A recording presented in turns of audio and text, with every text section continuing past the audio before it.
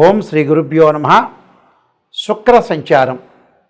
శుక్రుడు ఆగస్టు 21వ తారీఖున రాత్రి 1:19 శుక్రుడు కర్కాటక రాశిలో సంచారం చేసి సెప్టెంబర్ 12వ తారీఖు ఉదయం 6:26 వరకు కూడా శుక్రుడు కర్కాటక రాశిలో ఉంటాడు. అంటే శుక్రుడు కర్కాటక రాశిలో ఉండటానికి ఉన్న ప్రత్యేకత ఏమిటి అంటే, కర్కాటక రాశ్యాధిపతి చంద్రుడు. శుక్రుడు చంద్రుడు క్షేత్రంలోకి ఉంటున్నాడు. అంటే ఇక్కడ శుక్రుడు చంద్రుడు వచ్చేటప్పటికల్లా ఒక క్షేత్రంలో చేరటం వల్ల శుక్రచంద్రుల యొక్క స్థితి అనేది ఏ విధంగా ఉంటుంది అంటే, ఒక చంద్రుడు క్షేత్రంలో శుక్రుడు ఎంటర్ అయితే ఏ విధంగా ఉంటుంది. చంద్రుడు మనోకారకుడు. మానసికంగా సైకలాజికల్గా డిజార్డర్గా సైకలాజికల్గా విల్పవర్గా స్ట్రాంగ్గా ఉండాలన్నా బాగలేకపోవాలన్నా చంద్రుడు కారణభూతుడవుతాడు. శుక్రుడు సుఖాన్ని సౌఖ్యాన్ని భోగాన్ని కళత్రాన్ని లగ్జరీని ఇచ్చేవాడు శుక్రుడు. శుక్రుడు ఇక ఇలా ఒక రకంగా సుఖాన్ని ఇస్తుంటే, చంద్రుడు బాగలేదనుకోండి, సుఖాన్ని ఇవ్వకుండా మానసికంగా వేదనకు గురి చేస్తున్నాడా లేకపోతే వేదనకు గురి చేయట్లేదా, చంద్రుడు ఎలా ఉండబోతున్నాడు, చంద్రుడి యొక్క క్షేత్రంలో ఉంటే శుక్రుడు యొక్క రిజల్ట్స్ ఏంటి. ఎందుకంటే శత్రువు సంబంధించిన గ్రహాలు ఏ విధంగా ఉండబోతున్నాయి, పరస్పరంగా ఆ క్షేత్రంలో ఉంటే శుక్రుడి యొక్క రిజల్ట్స్ ఏంటి. సహజంగా శుక్రుడు ఇవన్నీ కూడా గోచారీత్యా చెప్పబడే ఫలితాలు అంటారు, జన్మజాతకాలు కాదు. జన్మజాతకంలో శుక్రుడు ఏ విధంగా ఉండబోతున్నాడు, ఏ విధంగా ఉన్నాడు శుక్రుడు జన్మజాతకంలో, శుక్రుడు యొక్క కాంబినేషన్ ఎలా ఉంది వాడి యొక్క జాతకంలో, గోచారం అనేది ఎంతవరకు సపోర్ట్ చేస్తుందని చూసుకోవాలి. మనం కంపల్సరీ చూసుకునే ముందుకు వెళ్ళాలి. కాబట్టి ఇక్కడ శుక్రుడు చంద్రుడి యొక్క క్షేత్రంలో ఉంటే ఎలా ఉండబోతున్నాడు. శుక్రుడు సహజంగా 1, 2, 4, 5, 8, 9, 11 స్థానాల్లో ఉంటే సుఫలితాన్ని ఇస్తాడు. ఎవరి నుంచి? వాళ్ళ రాశి నుంచి.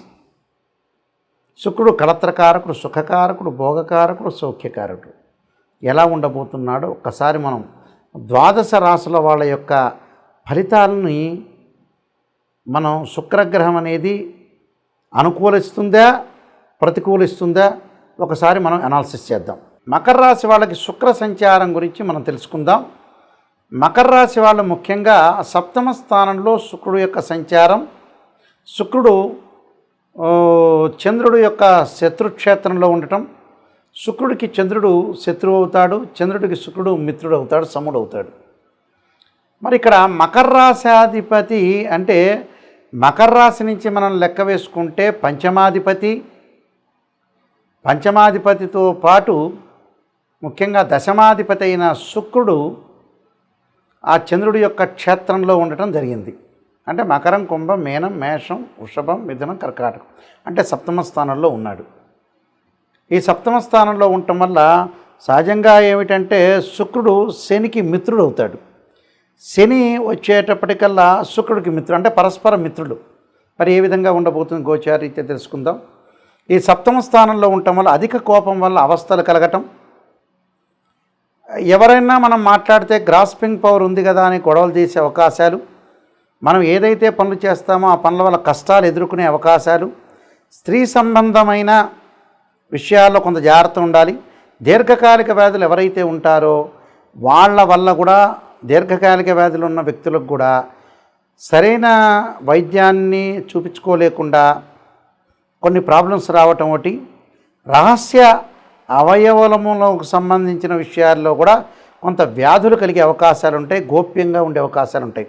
భార్య తరఫున బంధువుల వల్ల బాధలు కలుగుతూ ఉంటాయి. భార్య తరఫున అంటే అత్తగారో మామగారో లేదా బావమారితో సహజంగా కొన్ని ఉంటాయి కదా. అలానే కుటుంబంలో అశాంతి, అకాల భోజనం, సమయానికి భోజనం చేయలేకపోవటం, ఇవి విషయాలు. అంటే ఇవన్నీ కూడా అధిక కోపం, అంటే కోపం అనేది అనర్థాలకు దారితీస్తుందంటారు. అన్నదమ్ముల మధ్యలో గొడవలు, అలానే భార్యాభర్తల మధ్యలో, భార్యాపిల్లల మధ్యలో అనర్థాలు జరిగే అవకాశాలు ఎక్కువ ఉంటాయి. కాబట్టి జాగ్రత్తగా ఉండాలి. అంటే ఎలాంటి అరమరికలు లేకుండా చాలా జాగ్రత్తగా ఆలోచన చేసి ఏకాభిప్రాయం అనేది భార్యాభర్తల మధ్యలో అవసరము. వివాహ సంబంధాలు కూడా ఒక సంబంధం వచ్చి ఫెయిల్ కావటం, నిశ్చితార్థం వరకు వచ్చి పెళ్లి చూపుల వరకు వచ్చి కూడా ఇష్టపడి అమ్మాయి అబ్బాయి ఇష్టపడి ఓకే అన్న తర్వాత కూడా ఫెయిల్ అయ్యే అవకాశాలు ఎక్కువ ఉంటాయి. కాబట్టి జాగ్రత్త, ఆచితూచి అడుగు వేయండి. ఆ అబ్బాయి యొక్క క్యారెక్టర్, అమ్మాయి యొక్క క్యారెక్టర్, అమ్మాయి ఎలాంటిది అబ్బాయి ఎలాంటి వాడు, అసలు నిజమేంటి, వాట్ ఈస్ ద అనే రీజన్ తెలుసుకొని ముందుకు వెళ్ళండి. లేకపోతే ఏంటంటే ఇబ్బందికరమైన వాతావరణం వస్తారు. కారు లోన్కి వెళ్ళాలనుకుంటారు, కారు తీసుకోలేకపోవడం జరుగుతుంటుంది. అలానే బంగారు ఆభరణాలు తీసుకుంటారు, దుస్తులు కొనుగోలు చేయటం, లగ్జరీగా తిరిగే అవకాశాలు అయితే ఉంటాయి. వీళ్ళు కారు తీసుకోరు కానీ లగ్జరీ కారులో తిరిగే అవకాశాలు బాగా ఎక్కువ ఉంటాయి. కాబట్టి లగ్జరీగా వెళ్ళే అవకాశాలు బాగా ఎక్కువ ఉంటాయి. అందరితోటి కూడా కొంత విరోధ భావాలు కలగకుండా చూసుకోండి. కోపం అనేది ఉద్రిక్తమైంది, కోపం లేకుండా మనం అనుసరించి ముందుకెళ్ళటం చాలా ఇంపార్టెంట్. కోపాలు ఎప్పుడు కూడా పడకూడదు. కోపం అనేది సహజసిద్ధం వస్తూ ఉంటుంది కానీ దాన్ని తగ్గించుకొని ముందుకు వెళ్ళండి. నేను చెప్పబోయే రెమెడీస్ చేయండి, మీకు మంచి జరిగే అవకాశం ఖచ్చితంగా ఉంటుంది. ఇక్కడ చాలామంది కూడా శుక్రుడు ఏ స్థానంలో ఉంటే బాగుంటుంది, శుక్రమహర్దశ కలిసి వస్తుందా రాదా, కొన్ని లగ్నాలకు శుక్రమహర్దశ కలిసి వస్తుంది, కొన్ని లగ్నాలకి శుక్రమహర్దశ కలిసి రాదు. సహజంగా ఏమిటి అంటే వృషభ లగ్నంలో జన్మించిన వాళ్ళకి, తులా లగ్నంలో జన్మించిన వాళ్ళకి శుక్రమహర్దశ బాగా కలిసి వస్తుంటుంది. అలానే మకర లగ్నంలో జన్మించిన వాళ్ళకి కూడా శుక్రమహర్దశ కలిసి వస్తుంటుంది. మనం ఏ మహర్దశలో కలిసి వచ్చిన వాళ్ళకి కలిసి వస్తుందో కూడా చూసుకోవాలి. అలానే మిథున లగ్నంలో జన్మించిన వాళ్ళకు కూడా శుక్రమహర్దశ బాగా కలిసి వస్తుంది. అయితే శుక్రుడు దశ అంతర్దశలు ఏ విధంగా ఉన్నాయి, అంతర్దశల్లో బాగుపడవచ్చు, దశల్లో కూడా బాగుపడవచ్చు. అయితే శుక్రగ్రహం అనేది నీచ స్థానంలో ఉంటే ఒక రకంగాను, శుక్రుడు జన్మజాతకంలో శుక్రుడు రాహుతో కానీ కేతువు కానీ కంజంక్షన్ కాకూడదు.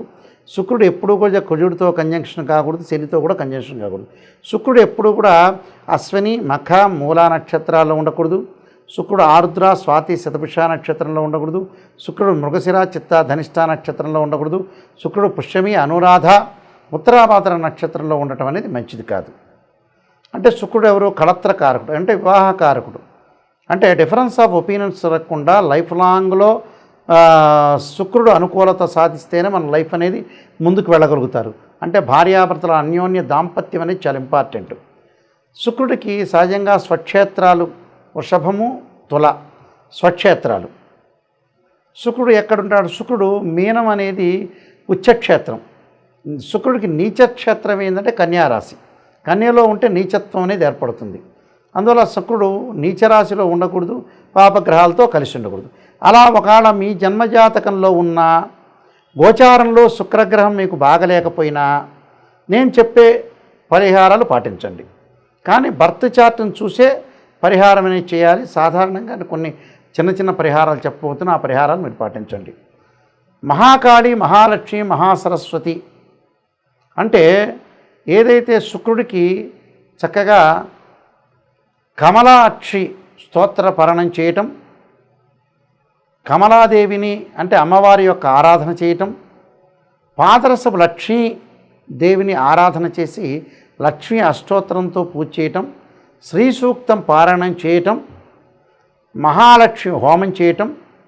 శుక్రగ్రహం బాగలేదు, మేము విడిపోతున్నాం, భార్యాభర్తల మధ్యలో బాండింగ్ అనేది లేదు అనంటే ఖచ్చితంగా భృగుపాస్పదాస్త్ర రుద్రాభిషేకం, భృగుపాస్పదాస్త్ర హోమము, అలానే శుక్ర జపము చాలా ఇంపార్టెంట్. ఇక్కడ 10 శివలింగాలు పెట్టి అభిషేకం చేస్తారు. భృగుపాస్పదాస్త్ర రుద్రాభిషేకం అంటే మామూలుకి చెయ్యరు. అందువల్ల శుక్రుడు ఎలా ఉన్నాడు, నిజంగా బాగున్నాడా, మన జాతకంలో బాగలేదా, శుక్ర జపం ఉంటుంది. ఆ శుక్ర జపం చేయటం, బొబ్బర్లు దానం చేయటం, శుక్రుడి విగ్రహానికి పంచామృతంతో పండరసంతో చెరుకు రసంతో అభిషేకం చేయాలి శుక్రవారం రోజున.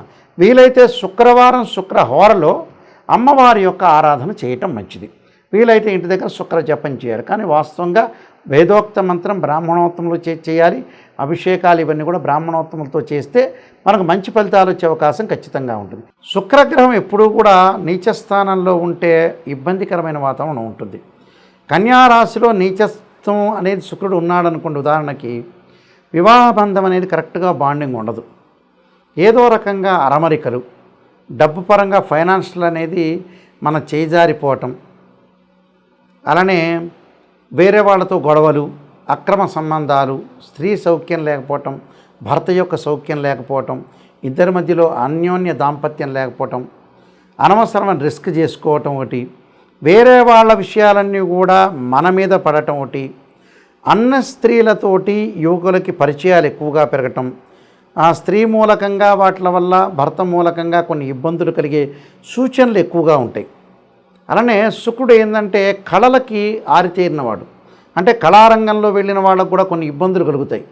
పారిశ్రామికంగా సినిమా పరిశ్రమలోకి వెళ్ళిన వ్యక్తులకు కూడా సినిమాల్లోకి చేరలేకపోవటం, మంచి పాత్రలు రాకపోవటం, డ్రామాలు వేయలేకపోవటం, సంగీతంలో డ్యాన్స్ లాంటివి వాటి మీద కానీ, ఏదైతే వీణ కానీ, వైలిన్ కానీ, హార్మోని కానీ, ఏదైతే ఎక్స్ట్రా సంబంధించిన యాక్టివిటీస్ ఉన్నాయో అవన్నీ మనం చేయలేకపోవటం. కళలు చాలా ఇంపార్టెంట్. అది ఆర్టింగ్ కానీ, పెయింటింగ్ కానీ, రైటింగ్ కానీ, ఇవన్నీ కూడా శుక్రుడు యొక్క కారకత్వాలు అంటారు. అంటే మ్యాటర్ స్టేటస్ని రిప్రజెంటివ్ చేసే ప్లానెట్ ఏంటంటే వీనస్ ప్లానెట్. వీనస్ ప్లానెట్ అనేది స్ట్రాంగ్గా ఉండాలి. ఒక రకంగా గురువు సంతానకారకుడైతే శుక్రుడు కూడా శుక్రకణాలు అంటాం కదా మనం, ఆయన కూడా సంతానాన్ని ప్రసాదించే కారకుడు శుక్రుడు కూడా. కాబట్టి శుక్రగ్రహాన్ని కూడా మనం ఒకసారి చూసుకుని ముందుకు వెళ్ళాలి. సర్వే జనా సుఖినో భవంతు.